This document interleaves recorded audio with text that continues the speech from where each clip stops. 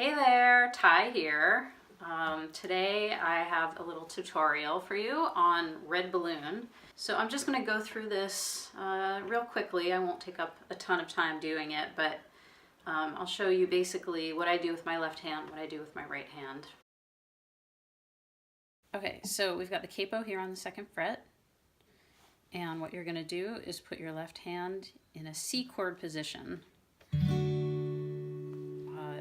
Except it's going to be a C chord that does not include your middle finger. So what that equates to is your index finger will be on the 1st fret of the 2nd string. Ring finger will be on the 3rd fret of the 5th string, right there. And that's it. It's actually I believe it's a C add 2 chord. That's your first shape. And then to make the second shape, you're going to move your ring finger up to the thickest string on the 3rd fret. So it's sort of like this. Okay, and then it just goes to an A minor chord, which is 1st finger on the 1st fret of the 2nd string, ring finger on the 2nd fret of the 3rd string, and middle finger on the 2nd fret of the 4th string. So just your basic A minor chord. And then you go from that back to our G. All together, we've got this. It's actually really simple and it just repeats that a million times. While you're doing that with your left hand, the right hand is going to be doing the following pattern. I'll play it slowly. That's the pattern.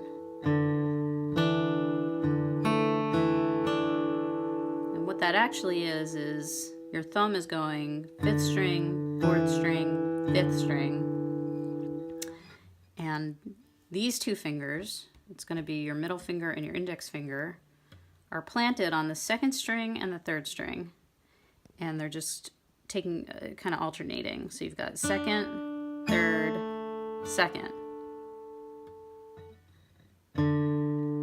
So what you end up doing is you end up playing the 5th string, this is putting it all together, 5th string with your thumb, and then the 2nd and the 4th string with your middle and your thumb.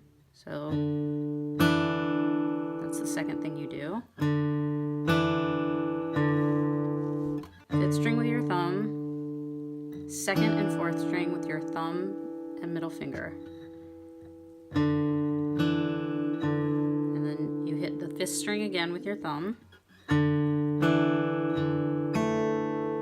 And then you hit the 3rd string with your index finger. So I'm kind of doing this one note at a time here. And then you'll hit the 4th string with your thumb again. And then the 2nd string with your middle finger. So just notice that these fingers are going and the thumb is going. And it's just kind of getting the order of it right.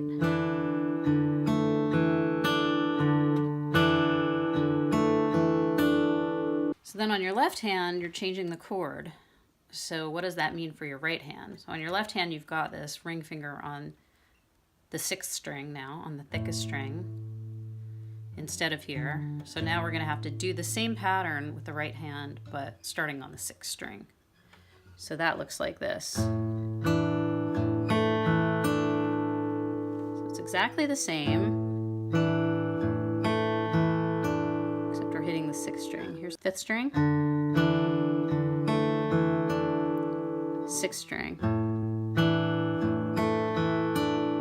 Now notice everything else is exactly the same except you're hitting the 6th string with your thumb. You're still hitting these two together,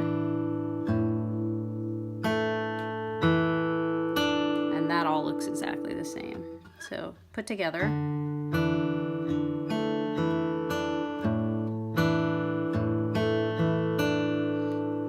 And then when you go to the A minor chord with your left hand, you're back to a 5-string chord. The base of the A minor chord is the A note, and that's the 5th string. So you're going to do the same thing again on your right hand.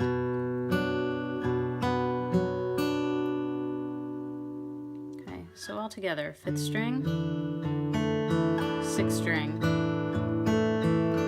5th string, 6th string. That's the main riff. Okay, so here's the pre-chorus. You're in your G shape to your C shape. So it's now I watch you move. You do that again. In and out of you. And here's just, shaking it up a little bit. You're gonna do the G to an A minor, to an F, back to the G. Okay, so for those of you who don't know a 4-string F chord, some people play it like this. That's a 6-string F chord. The 4-string F chord sounds a little gentler than a bar chord.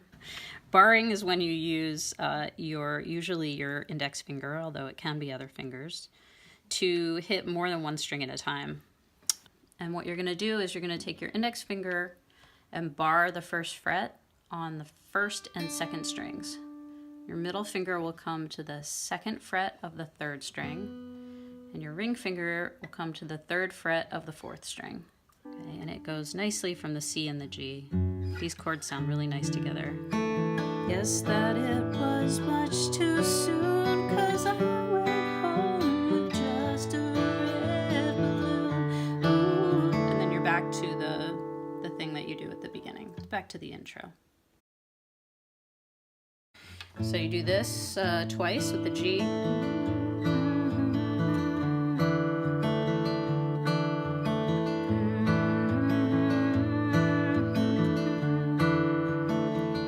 Okay, and then you've got your G, so it's 6th string, to the A minor, 5th string. Ooh, wild card. You've got your F, but your bass note's actually going to be the 4th string. So you kind of have to shift everything down a string. So instead of playing here with my middle finger on the 2nd string and my index finger on the 3rd string, I'm going to take them, I'm going to put my middle finger on the 1st string and the index finger on the 2nd.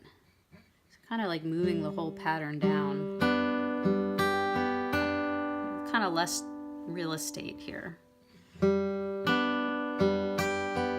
you'll notice the 2 strings you play together are actually the 2nd and the 3rd. They're right next to each other. You can slow down this video and kind of watch what that looks like. Okay, and then after you play that, you're back to the G. So your fingers have to go up to their home, the 2nd and 3rd strings. So all together, it goes.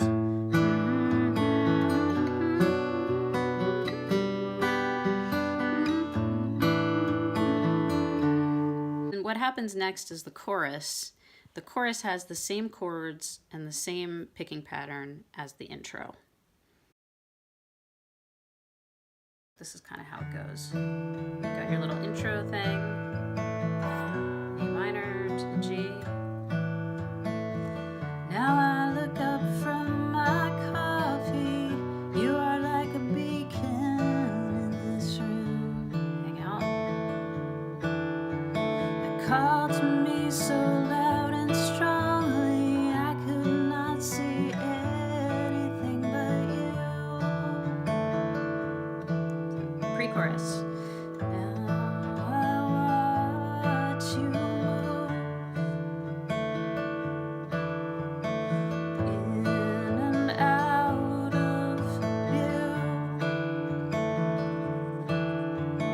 just like in an old French movie, my heart flows just like a red balloon. Ooh, red balloon. It's basically the same as the intro.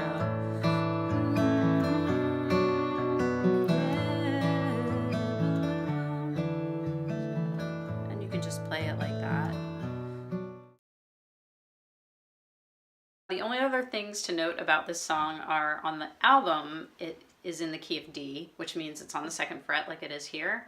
When we play it live, sometimes it's in the key of C sharp, which means the capo is on the 1st fret. So that's where I play it. That kind of works for my voice. You might have a higher voice, in which case you can move the capo up and play it maybe on the 4th fret. Or maybe you have a lower voice, take the capo off altogether and play it in the key of C. So whatever you want to do, have fun. And if you enjoyed this, I have been giving guitar lessons by Skype.